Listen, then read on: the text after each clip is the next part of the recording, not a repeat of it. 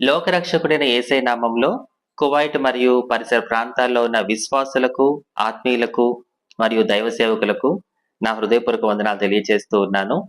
ఈ నెల అంటే డిసెంబర్ 11వ తారీఖు దేవుడు నన్ను మీ మధ్యలోకి నడిపించి తన సాక్షిగా వాడుకోబోతూ ఉన్నాడు. ఇది మీరు నేను కలిసి ఈ క్రిస్మస్ కి యేసయ్యను గణపరచడానికి ఆయన మనందరికి ఇచ్చిన శ్రేష్టమైన అవకాశం.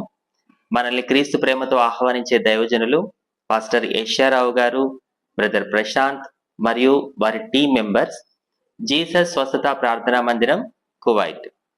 Let me share one thing.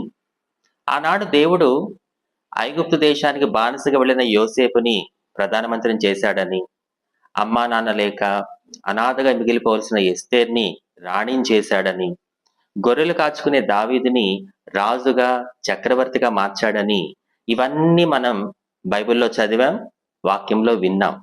But ఒకప్పుడు అన్ని బంధాలకు దూరం అయిపోయి ట్రైన్స్లోనూ, ట్రాఫిక్ సిగ్నల్స్ దగ్గర, షాపుల ముందు 5 రూపాయల కోసం, 10 రూపాయల కోసం భిక్షాటన చేసుకుంటూ, సినిమా పాటలకి డాన్సులు వేసుకుంటూ బ్రతికిన నేను ఈరోజు దేశ విదేశాలలో క్రీస్తుకి సాక్షిగా నిలబడే స్థాయికి ఎలా రాగలిగాను, దేవుడు నా జీవితాన్ని ఎలా తీసుకొచ్చాడు అనే దాన్ని నా జీవితం ద్వారా మీరు కళ్ళారా చూడబోతున్నారు.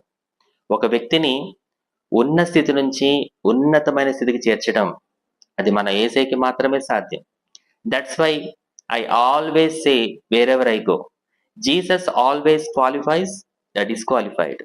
బైబిల్లో ఒక మాట ఉంటుంది, నీచమైన చెట్టునంట ఆయన ఘనమైన చెట్టుగా చేస్తాడు అని.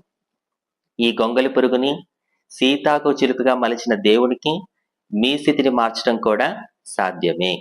ఈరోజు మీరు ఏ విషయంలో బాధపడుతున్నారు? ఆర్థిక ఇబ్బందులు, అనారోగ్యం, అప్పుల బాధలు, కుటుంబ కలహాలు, వాట్ ఎవర్ ఇట్ ఈస్, మీ సమస్యను సమాధి చేయగల సమర్థుడు నేను ప్రకటిస్తున్న యేసయ్య. ఆమేన్. కాబట్టి విశ్వాసంతో రండి, విజయం మీదే. వచ్చే 2026 కోసం దేవుడు మిమ్మల్ని అందరినీ ఆత్మీయంగా బలపరిచి నూతన సంవత్సరంలో నూతన వ్యక్తులుగా నడిపించబోతున్నాడు. So please pray for my journey. I am looking forward to seeing you all soon. Thank you and may God be with you always.